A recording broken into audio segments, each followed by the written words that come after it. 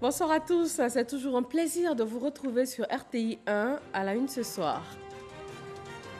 Conseil des ministres, ce 9 octobre, le gouvernement a ratifié l'accord de prêt de 175 milliards de francs CFA conclu entre la Côte d'Ivoire et l'Association internationale de développement. Il va permettre notamment la mise en service du bus rapide de transit entre la commune de Yopougon et de Bingerville. Le parc Dominique Ouattara et la fontaine Jacques Prévert ont été officiellement ouverts par la première dame cet après-midi. Financés à hauteur de plus d'1,8 milliard de nos francs dans le cadre du projet de renaissance des infrastructures de Côte d'Ivoire, ce parc urbain est désormais ouvert au grand public. L'accès est gratuit. L'infrastructure est gérée par le district d'Abidjan.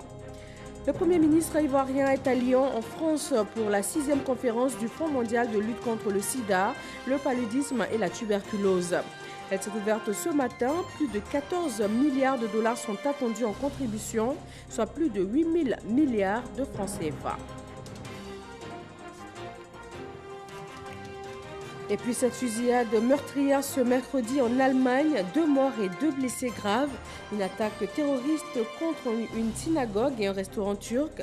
Un des auteurs présumés a été interpellé. Bienvenue, bonsoir à tous. Réunis en Conseil des ministres ce mercredi, le gouvernement a ratifié l'accord de prêt de 175 milliards pour le financement du projet de mobilité urbaine d'Abidjan.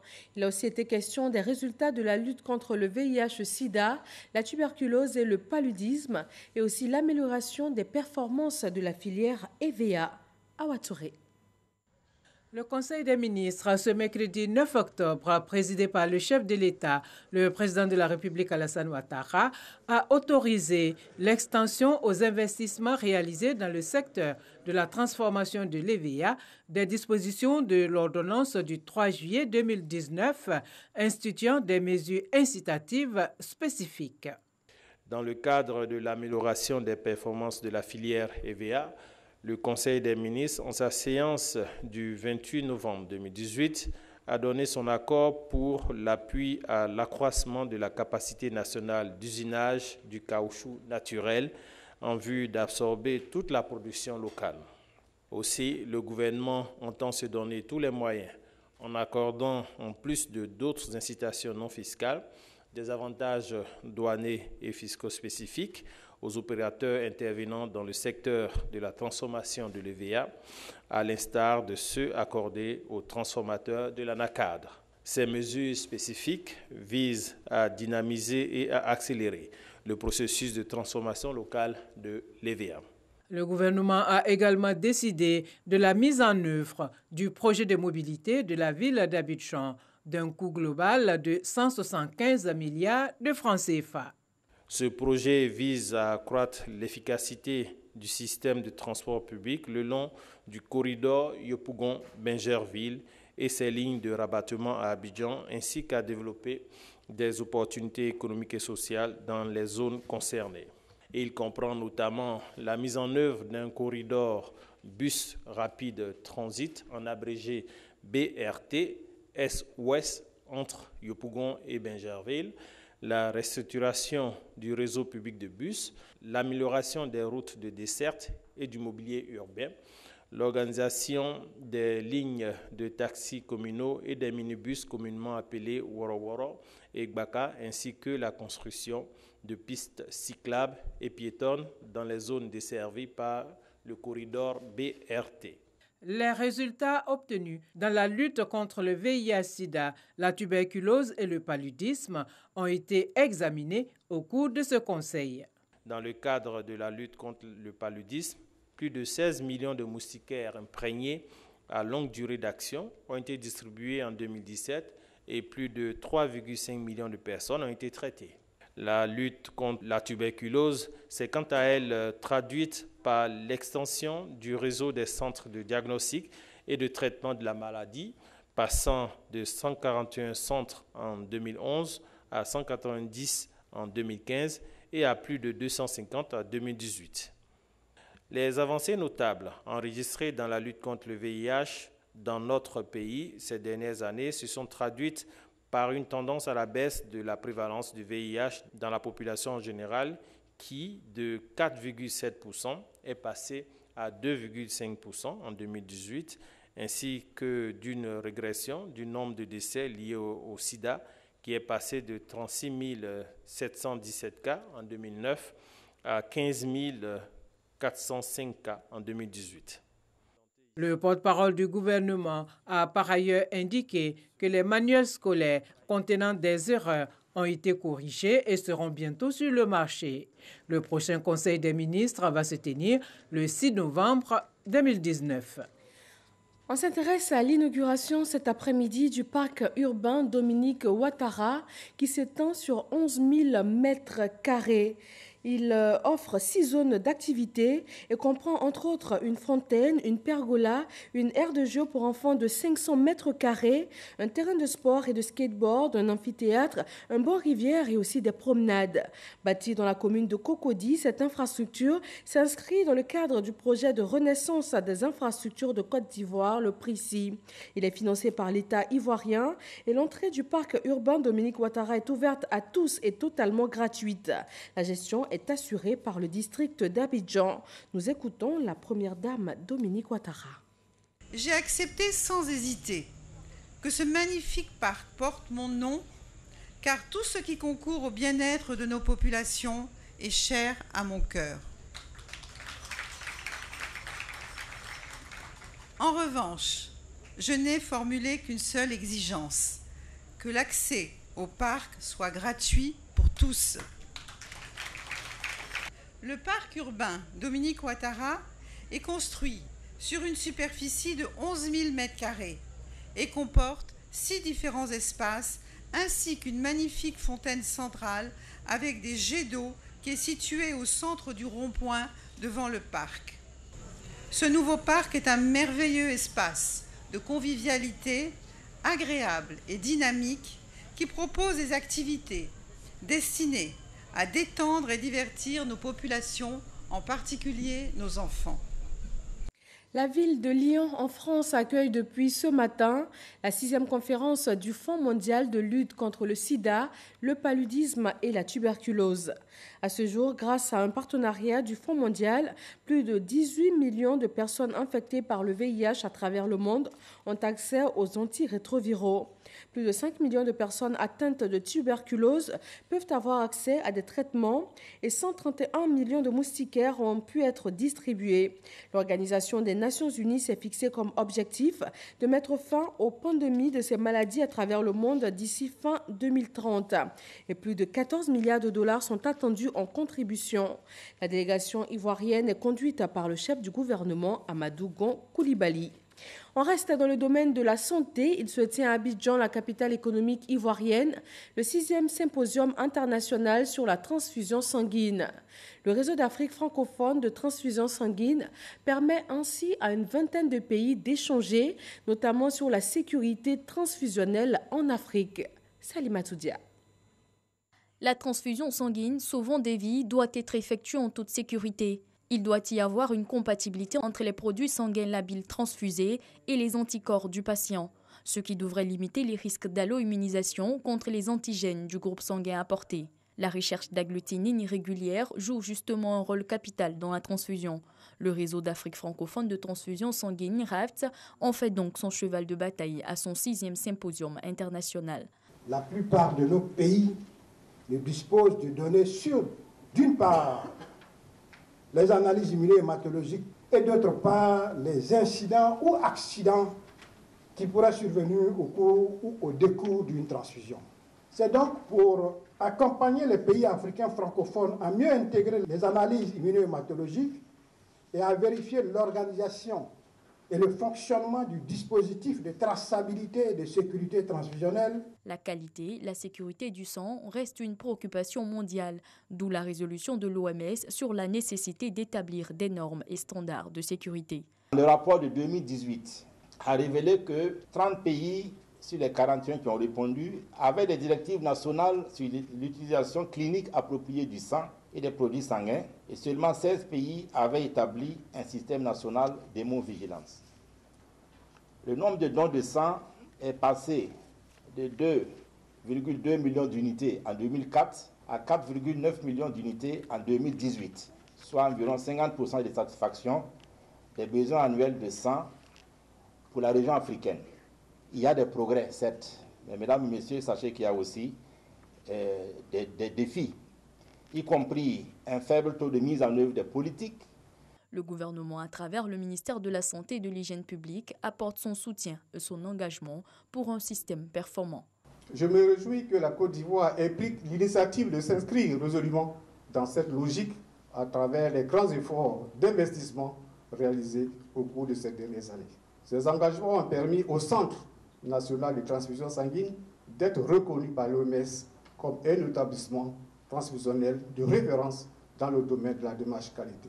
Un appareil de sérologie a par ailleurs été offert au ministère de tutelle par un partenaire pour les besoins du Centre national de transfusion sanguine. Parler de transfusion sanguine fait de facto référence au don de sang. Des ex-combattants réunis au sein d'un mouvement politique ont permis au Centre national de transfusion sanguine de collecter plus de 600 poches de sang. Une opération don de sang menée dans la capitale de Gbeke. On se rend à Boaké avec Soro Corona. Plus de 600 poches de sang collectées pour soulager les malades et blessés en sang et produits sanguins de la région de Gbeke. C'est une action du mouvement Opération Vision 2020 Amadou Gon Coulibaly, un mouvement composé en majorité d'ex-combattants. À Boaké, ils sont venus de tous les quartiers pour prendre part à cette caravane nationale de don de sang. Le don de sang, on sauve des vies, tout ça. Si tu sais que tu as la possibilité de le faire, je crois que c'est une bonne idée.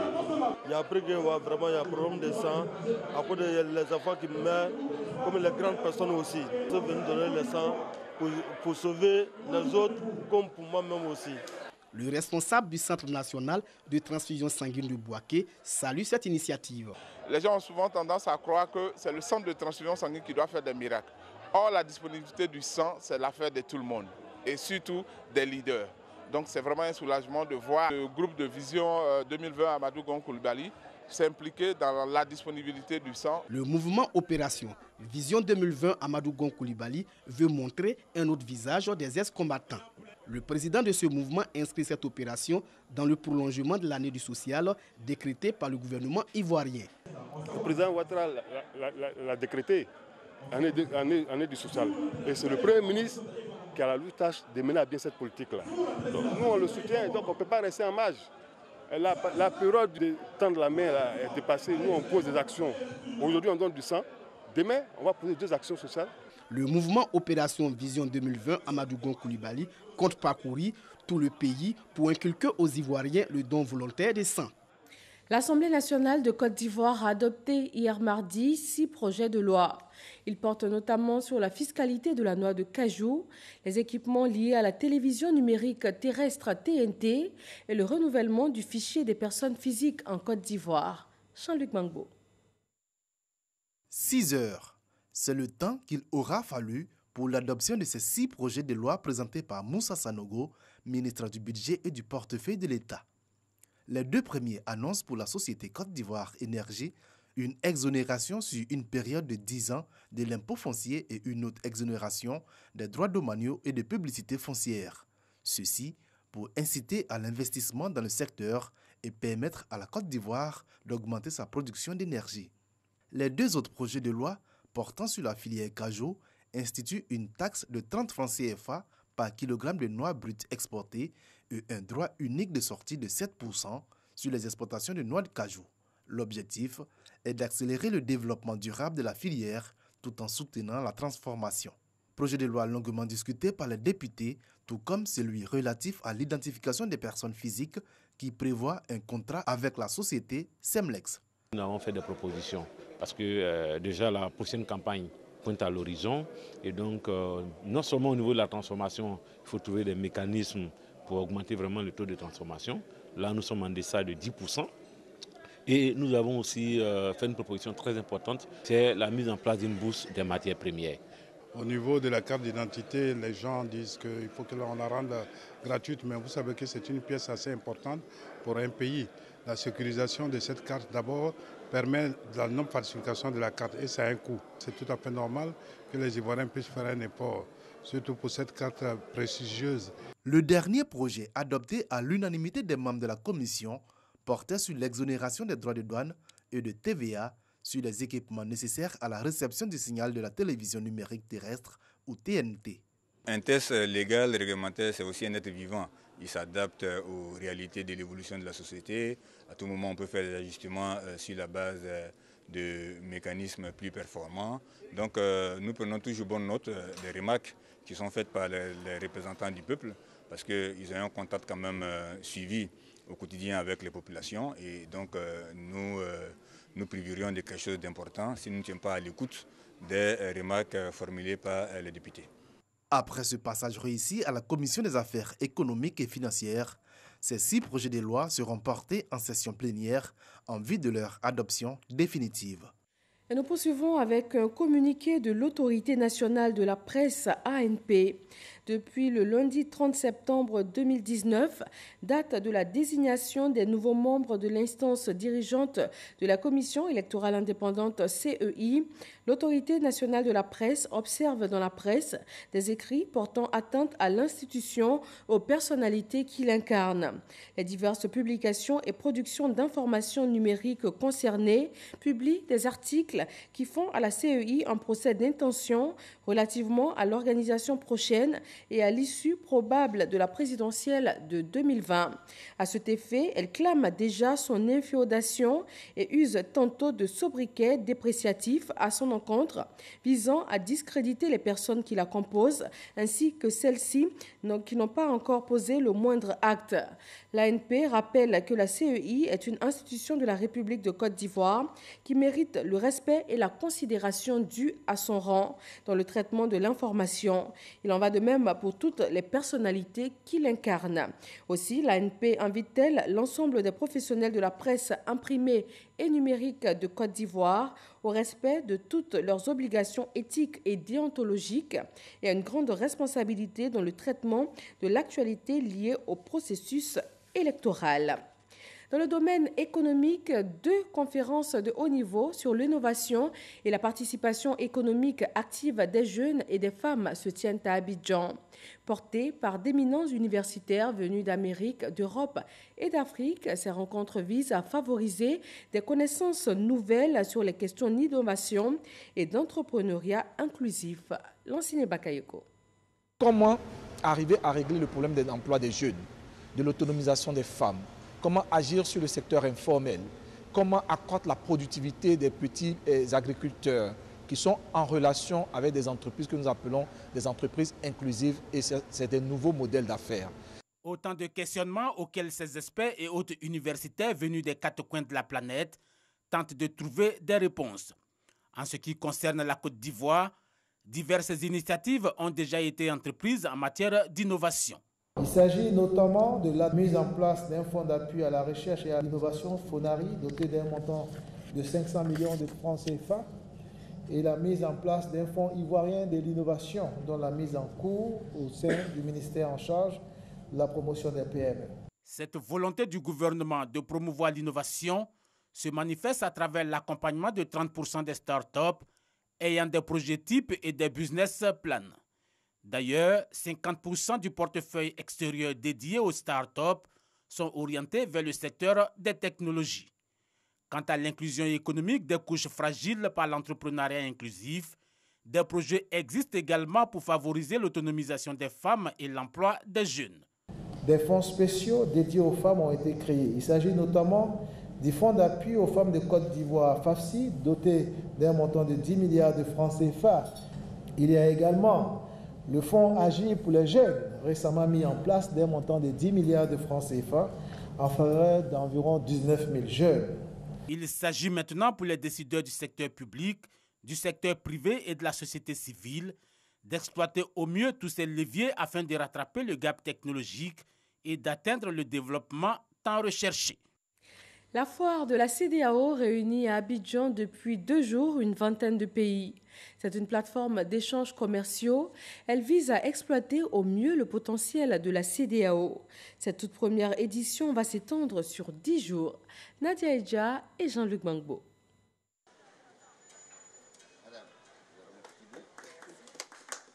Ils sont nombreux les visiteurs venus découvrir la diversité d'articles proposés à cette première édition de la foire de la CEDEAO. Serge Sea est l'un de ces visiteurs. Féru de belles paires de chaussures, il est attiré par ce stand. C'est de jolies chaussures. En tout cas, j'invite les gens à venir voir clair dedans. Bon. C'est des chaussures de bonne qualité et puis à un prix vraiment défiant toute concurrence. Du côté des exposants, les démonstrations et astuces pour séduire le client ne manquent pas. Ils sont garantis en cuir 100%. On a des mocassins, on fait une promotion de 2 paires.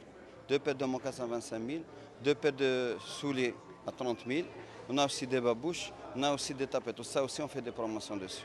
L'événement réunit environ 50 participants venus d'une vingtaine de pays. Ces exposants pourront durant ces 10 jours faire de bonnes affaires et tisser des partenariats.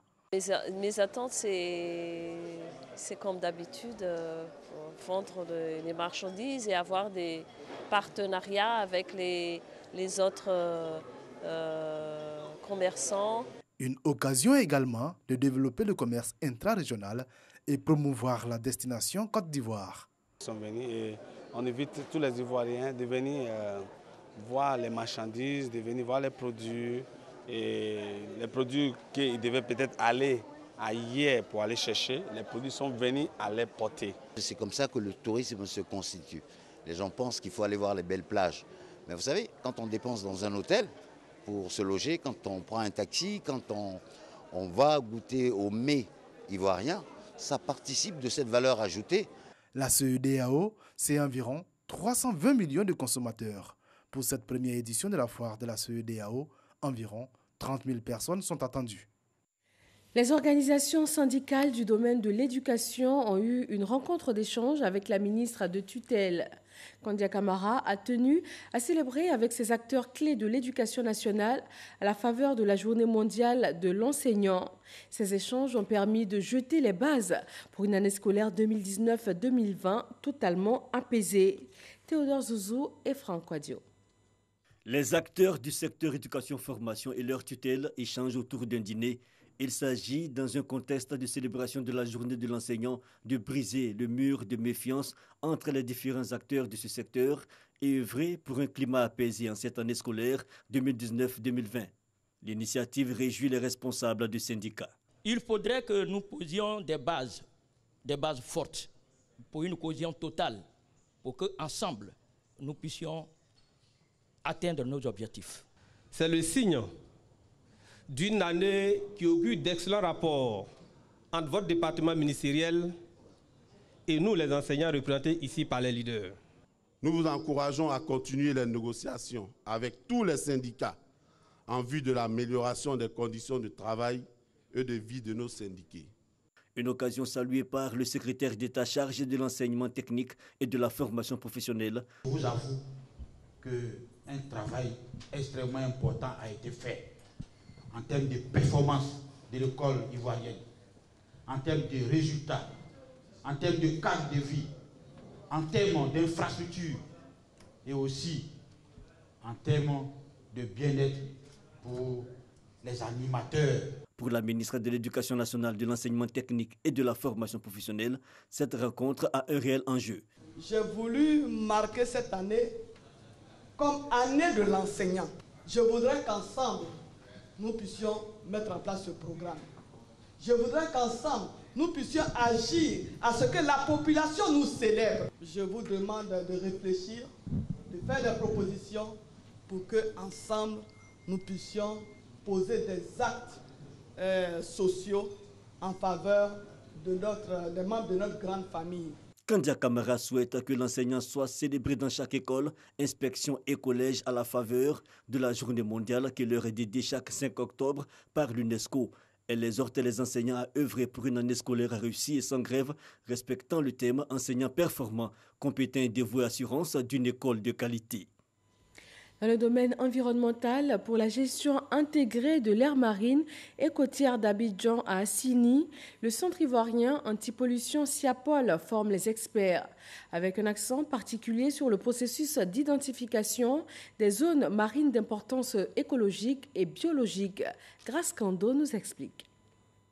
La Côte d'Ivoire, dont le milieu marin est riche en biodiversité et en ressources naturelles, fait partie des pays bénéficiaires de projets pilotes pour mettre en œuvre son programme de gestion intégrée de l'espace marin et côtier d'Abidjan à Assini.